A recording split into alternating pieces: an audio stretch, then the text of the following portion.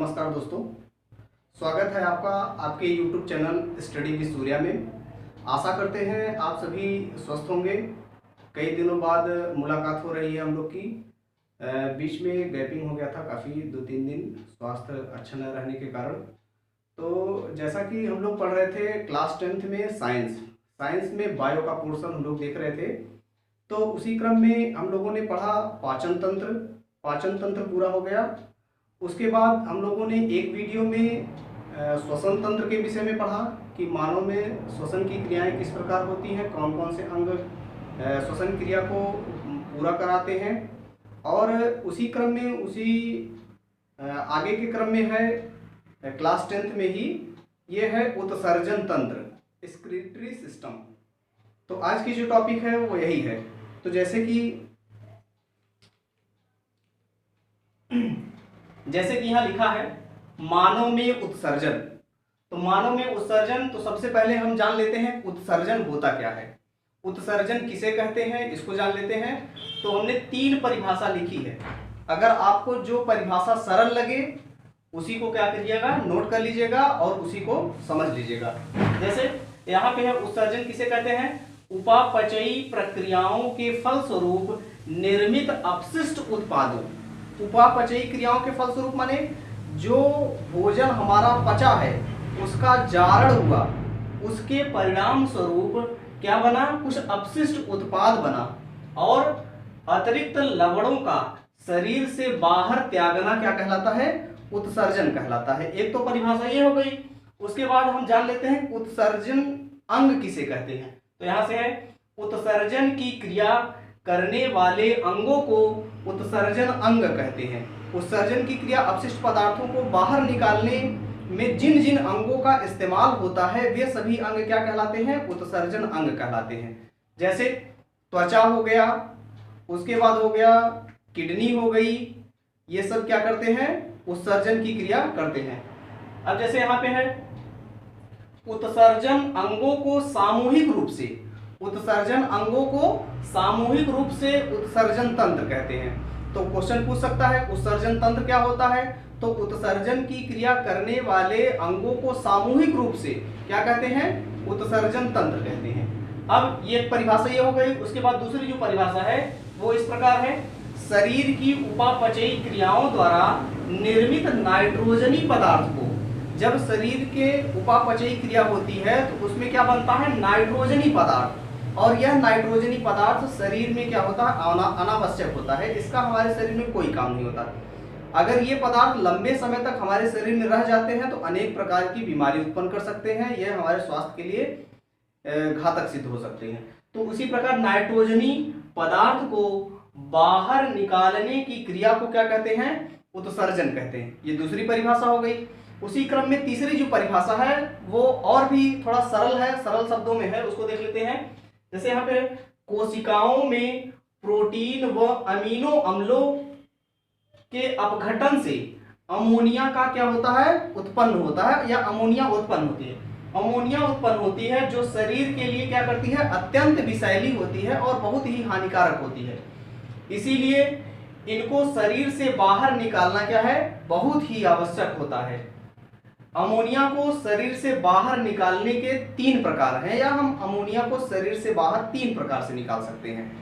कोई भी जीव इसी 3 प्रकार से जब हम शरीर से बाहर निकालते हैं अमोनिया को, इसी को अलग अलग भाषा में या अलग अलग रूप से क्या करते हैं, जानते हैं। तो ये हो गया उत्सर्जन क्या है, उत्सर्जन किसे कहते हैं, फिर उसके बाद उत्सर्जन अंग किसे कहते हैं, उत्सर्जन तंत्र किसे कहते हैं, और इसकी परिभाषा की एक मोटा मोटा हिसाब हम लोग समझ गए कि उत्सर्जन में क्या कार्य होता है।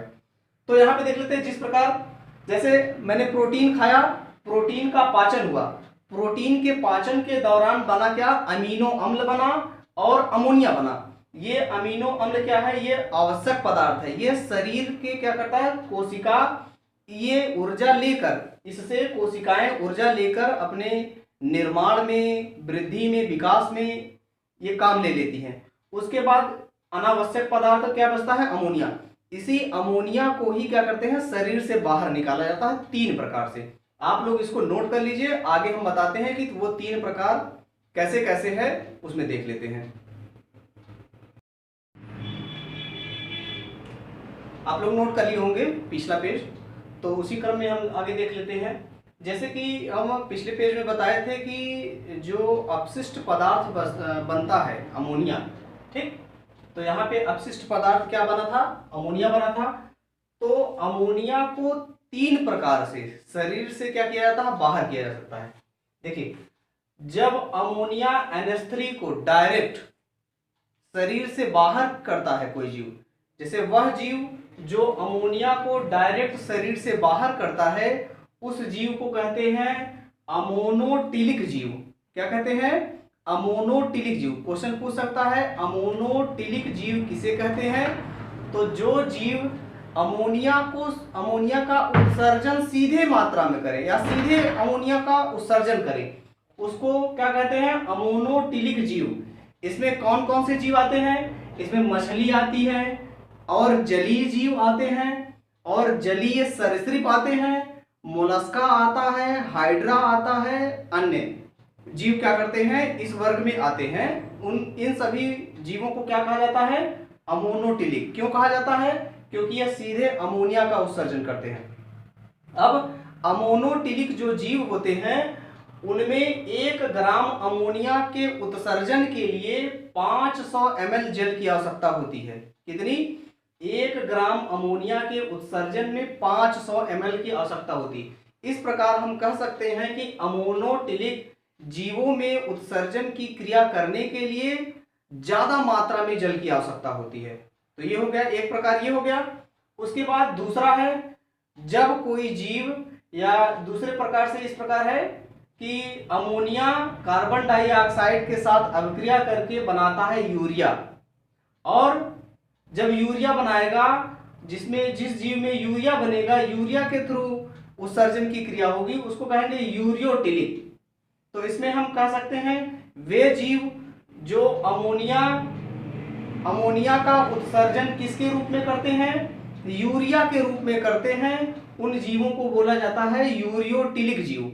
और यूरियोटिलिक जीव में कौन कौन से जीव आते हैं, मनुष्य आता है, अन्य स्तनधारी जीव आते हैं, उभयचर आते हैं, इत्यादि और भी जीव बहुत ढेर सारे हैं जो किसके अंतर्गत आते हैं, यूरियोटिलिक के अंतर्गत।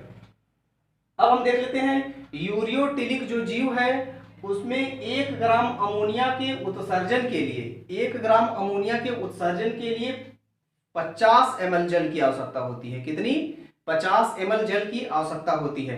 इस प्रकार हम कह सकते हैं कि जो यूरियोटिलिक जो जीव है, उसमें क्या होती है, उत्सर्जन की क्रिया में ज्यादा जल की आवश्यकता नहीं होती है, 50 ml जल की आवश्यकता होती है 1 ग्राम अमोनिया का उत्सर्जन करने के लिए। तो ये हो गया। और तीसरा जो है वो है अमोनिया के उत्सर्जन में, वह अमोनिया का उत्सर्जन यूरिक अम्ल। जब अपशिष्ट पदार्थ किसी जीव में यूरिक अम्ल के रूप में बने, जब किसी भी जीव में अपशिष्ट पदार्थ यूरिक अम्ल के रूप में बने और यूरिक अम्ल के रूप में उत्सर्जन हो, तो उसे हम कहते हैं यूरिकोटिलिक जीव।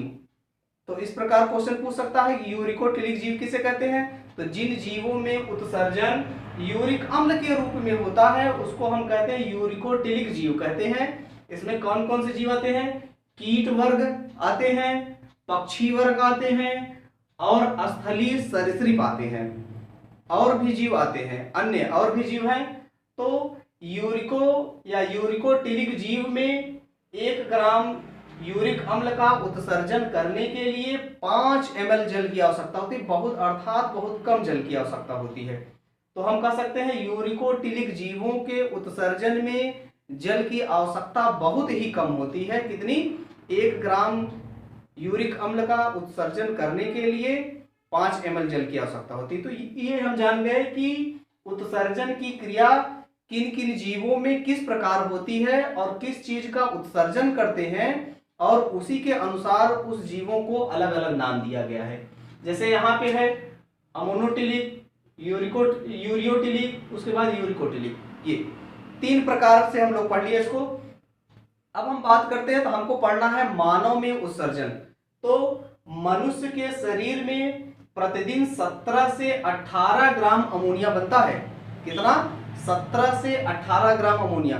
अगर हमको उत्सर्जन करने 1 ग्राम अमोनिया का उत्सर्जन करना हो और उसके लिए अगर 500 ml जल की आवश्यकता हो तो हमको बहुत ढेर सारा पानी पीना होगा। लेकिन ऐसा नहीं है, मनुष्य में जो उत्सर्जन होता है वो यूरिया के रूप में होता है और 1 ग्राम यूरिया को निकालने के लिए 50 ml जल की आवश्यकता होती है। तो उसी हिसाब से 17 से 18 ग्राम जब अमोनिया बनेगा हमारे शरीर में तो उसको उत्सर्जन करने के लिए ज्यादा जल की आवश्यकता नहीं होगी। तो ये हो गया। अब हम बात करते हैं मानव में उत्सर्जन तंत्र कि मानव में कौन कौन से अंग हैं जो उत्सर्जन की क्रिया में भाग लेते हैं। तो सबसे पहले है वृक्क। वृक्क को कहते हैं किडनी। ये संख्या में होती है 2। कितनी होती है? 2। या मानव के उत्सर्जन तंत्र में निम्नलिखित 6 अंग आते हैं। कितने अंग आते हैं? 6 अंग आते हैं मुख्यतः, ठीक। जिसमें वृक्क की संख्या 2 होती है, उसको इंग्लिश में बोलते हैं किडनी। उसके बाद दूसरा है मूत्र वाहिनियां, जिसको अंग्रेजी में कहते हैं का यूरेटर। यूरेटर मूत्र वाहिनियों की संख्या भी कितनी होती है? 2 होती है। ये हो गया। उसके बाद तीसरा जो उत्सर्जन अंग है वो है मूत्राशय।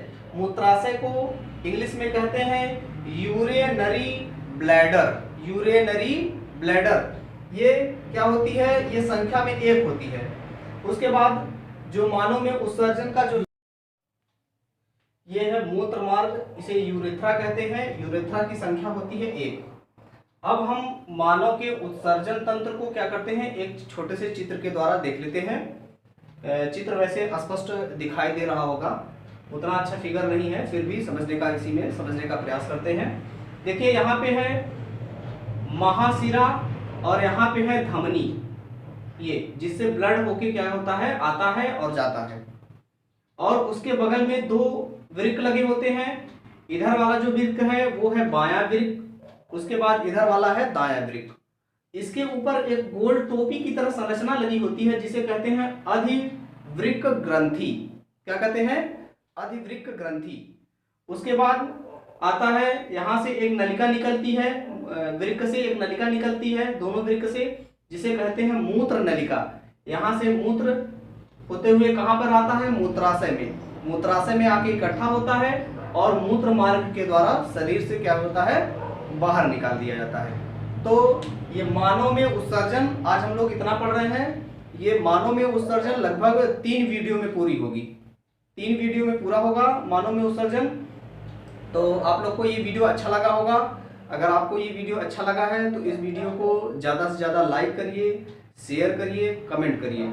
और अगर आप चैनल पर नए हैं तो इस चैनल को सब्सक्राइब करिए और बेल आइकन दबाना ना भूलें, ठीक है। तो आज के लिए इतना ही, बहुत बहुत धन्यवाद।